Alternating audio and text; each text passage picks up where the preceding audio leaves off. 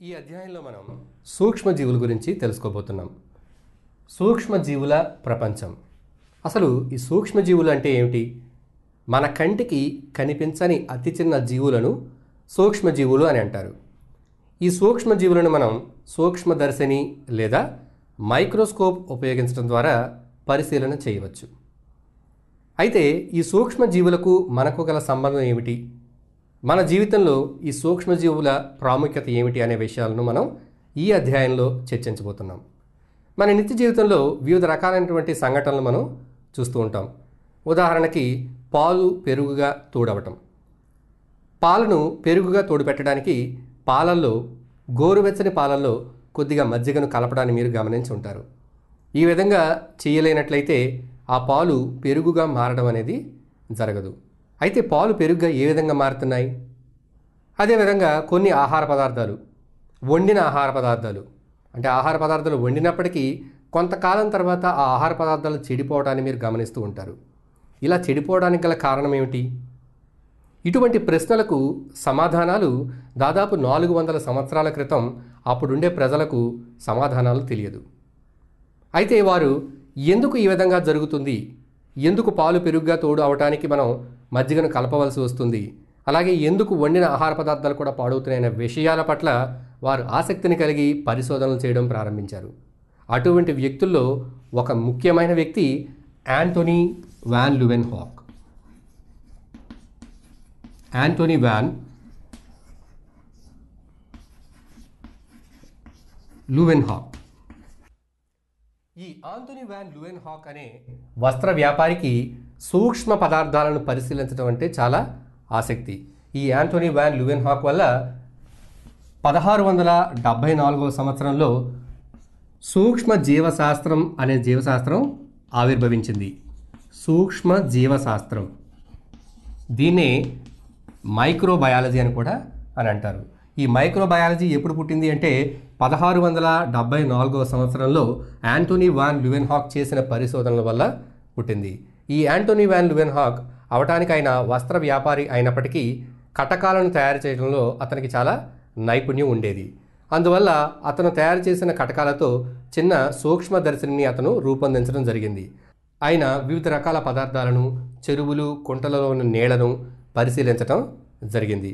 Anthony van లువెన్హాక్ 1678వ సంవత్సరంలో ఇతను పరిశీలించినటువంటి నీటి బిందువులో గల చిన్న చిన్న కదిలే పదార్థాలను యానిమల్క్యూల్స్ అని నామకరణం చేయడం జరిగింది. యానిమాలిక్యూల్స్. అయితే తరువాత వీటిని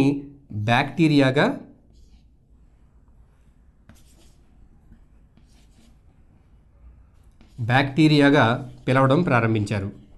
ముందుగా యాంటోనీ వాన్ లువెన్హాక్ పరిశోధన చేసినప్పుడు ఆయన పరిశీలించినటువంటి చిన్న చిన్న కదిలేటటువంటి సూక్ష్మజీవులను యానిమల్క్యూల్స్గా అతను చెప్పడం జరిగింది. ఈ విధంగా సూక్ష్మజీవులు, సూక్ష్మ పదార్థాలను పరిశీలించాలనే యాంటోనీ వాన్ లువెన్హాక్ యొక్క ఆసక్తి వలన అతను చాలా శక్తివంతమైన కటకాలను రూపొందించి వీటిని పరిశీలించడం జరిగింది. ఆయన పరిశీలించినటువంటి సూక్ష్మజీవుల యొక్క నమూనా చిత్రపటాలను కూడా రూపొందించడం జరిగింది. ఈ విధంగా 1674, 1678 ఈ కాలంలో సూక్ష్మ జీవశాస్త్రం అనేది ఆవిర్భవించింది. ఈ సూక్ష్మజీవులు వివిధ రకాలుగా ఉంటాయి. సూక్ష్మజీవుల్లో ముఖ్యంగా బ్యాక్టీరియాలు, అదేవిధంగా 2 శిలీంధ్రాలు, అలాగే ఆల్గే,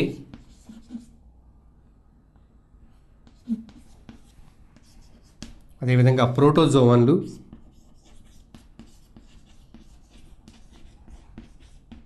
ఇంకా సూక్ష్మజీవుల్లో మనం సూక్ష్మ ఆర్థ్రోపోడ్లను కూడా మనం గమనించవచ్చు. సూక్ష్మ ఆర్థ్రోపోడ్లు ఇవి నీటిలోను, పంట పొలాల్లోనూ కూడా ఇవి ఉంటాయి. బ్యాక్టీరియాలో వివిధ రకాలైనటువంటి ఆకారాలను మనం గమనిస్తాం.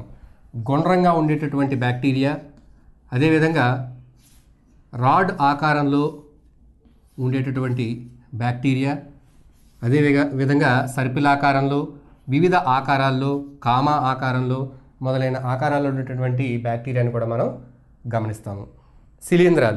శిలీంధ్రాలు చూసినట్లయితే ఇవి కుళ్ళిన ఆహార పదార్థాల మీద ఎక్కువగా ఉండడాన్ని మనం గమనిస్తాము.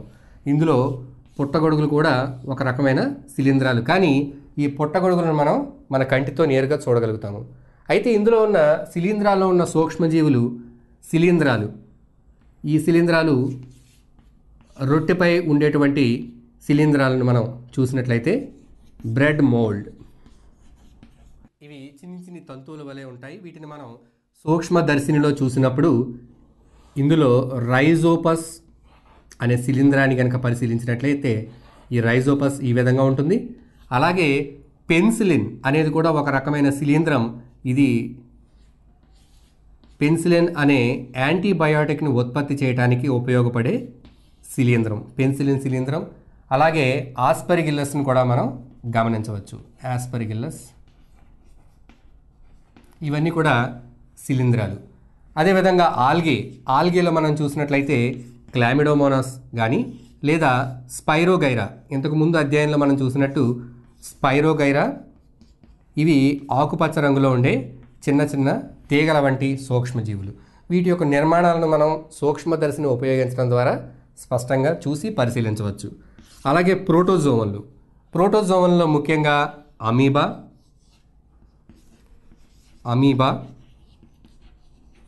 అదేవిధంగా చెప్పు ఆకారంలో ఉండే ఇంకొక జీవి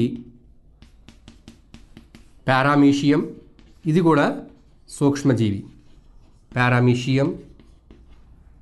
అలాగే ప్లాస్మోడియం, రక్తంలో ఉండే పరాన్నజీవి ప్లాస్మోడియం, ఇది మలేరియా అనేటువంటి వ్యాధిని కలిగించే పరాన్నజీవి ప్లాస్మోడియం.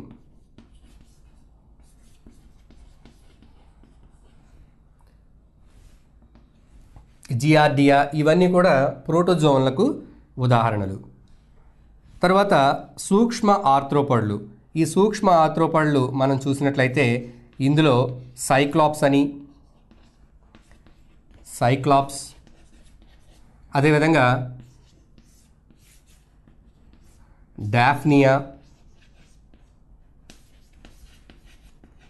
మొదలైన సూక్ష్మ ఆర్థ్రోపాడ్లను కూడా మనం గమనించవచ్చు. ఈ రకంగా సూక్ష్మజీవులు వివిధ రకాలుగా ఉంటాయి.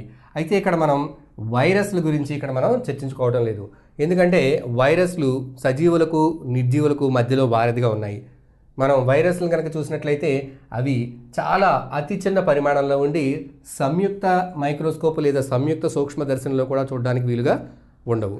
వైరస్లు కేవలం అతిదేయి యొక్క కణజాలంలో ఉన్నప్పుడు మాత్రమే అవి జీవులుగా ప్రవర్తిస్తాయి. కాబట్టి వాటి గురించి మనం ఇక్కడ చర్చించడం లేదు. ఇక్కడ కేవలం బ్యాక్టీరియా, శిలీంధ్రాలు, ఆల్గే, అదేవిధంగా ప్రోటోజోవన్లు, సూక్ష్మ ఆర్థ్రోపాడ్లు, ఇవన్నీ కూడా వివిధ రకాల సూక్ష్మజీవులు.